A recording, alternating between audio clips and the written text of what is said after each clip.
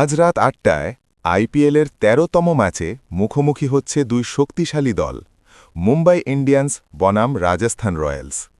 এই ম্যাচটা হতে যাচ্ছে বেশ জমজমাট, কারণ দুই দলই তাদের স্কোয়াডে দারুণ কিছু ম্যাচ উইনার প্লেয়ার নিয়ে মাঠে নামছে। মুম্বাই ইন্ডিয়ান্সের দিকে তাকালে দেখা যায় তাদের ব্যাটিং লাইন আপ সবসময় শক্তিশালী। টপ অর্ডার যদি ভালো শুরু এনে দিতে পারে তাহলে তারা সহজেই বড় রান তুলতে সক্ষম।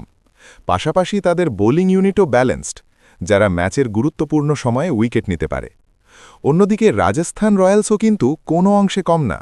তাদের দলে রয়েছে কিছু তরুণ প্রতিভা এবং অভিজ্ঞ খেলোয়াড়ের মিশ্রণ, যা তাদেরকে খুবই বিপজ্জনক করে তুলেছে। বিশেষ করে মিডল অর্ডার যদি ক্লিক করে তাহলে তারা ম্যাচের মোড় ঘুরিয়ে দিতে পারে খুব সহজেই। এই ম্যাচে মূল লড়াইটা হবে ব্যাটিং বনাম বোলিংয়ের। যে দল চাপ সামলে ভালো পারফর্ম করবে তারাই ম্যাচ জিতে নেওয়ার সম্ভাবনা বেশি।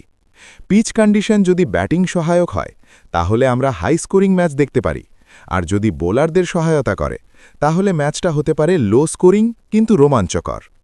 সব মিললে আজকের ম্যাচে যে দল তাদের পরিকল্পনা অনুযায়ী খেলতে পারবে তারাই শেষ হাসি হাসবে।